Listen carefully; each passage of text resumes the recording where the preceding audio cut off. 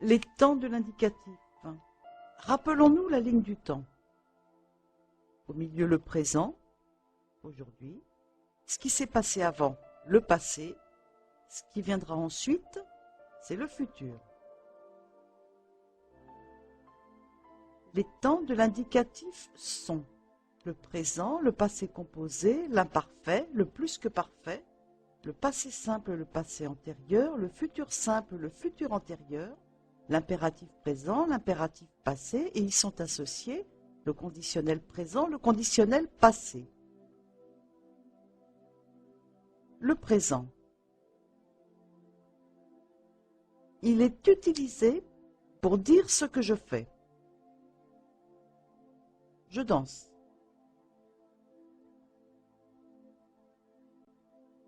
Pour dire ce qui se passe maintenant. Il fait nuit. Pour parler de ce qui est habituel. Les clowns amusent les enfants. Le passé composé. Le passé composé est un temps composé utilisé pour parler d'une action ponctuelle qui s'est déroulée dans le passé et qui est achevée.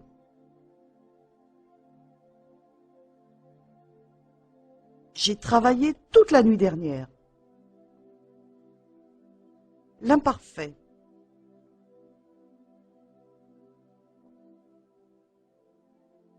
Il est utilisé pour une situation passée qui a duré. C'était un grand musicien. Une habitude passée. Elle ne se séparait jamais de son lapin blanc. Une description. Le vitrail représentait une femme qui portait une cruche. Donner un arrière-plan à une situation passée. Il faisait encore nuit, ça c'est l'arrière-plan, quand la neige commença à tomber. Utilisé avec le conditionnel dans une hypothèse introduite par si. Si j'avais un perroquet, je l'appellerais Coco. Le plus que parfait. Temps composé utilisé pour parler d'une action accomplie qui s'est déroulée dans le passé.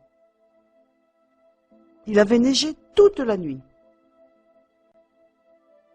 Utilisé pour parler d'une action qui s'est déroulée avant une autre. Le poisson que j'avais acheté semblait s'accoutumer.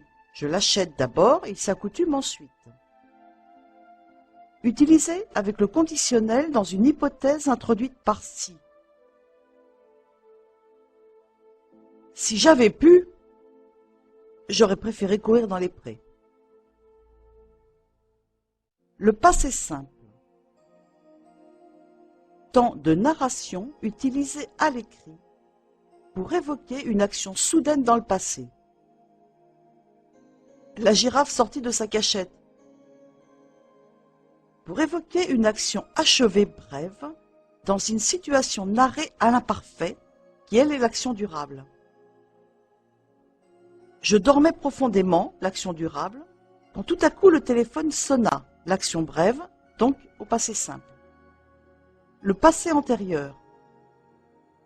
Temps composé qui sert à exprimer une action antérieure à un passé simple. Après qu'il eut fermé la tente, ça c'est la première action, il se sentit rassuré. Le futur. Temps qui exprime une situation à venir, un projet, donc qui ne s'est pas encore réalisé. Je t'expliquerai cette leçon ce soir. Il est également utilisé avec le présent dans une phrase introduite par si. Si je travaille bien au présent, j'obtiendrai, le futur, des diplômes. Le futur antérieur. C'est un temps composé qui exprime une action achevée dans le futur. J'aurai terminé dans 5 minutes.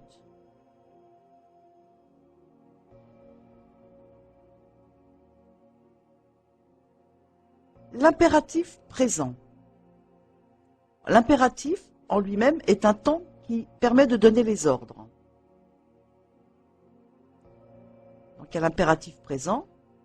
Viens jouer avec moi.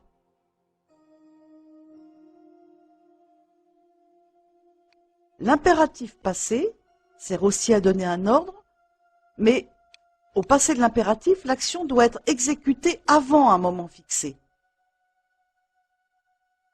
Soyez rentrés avant minuit.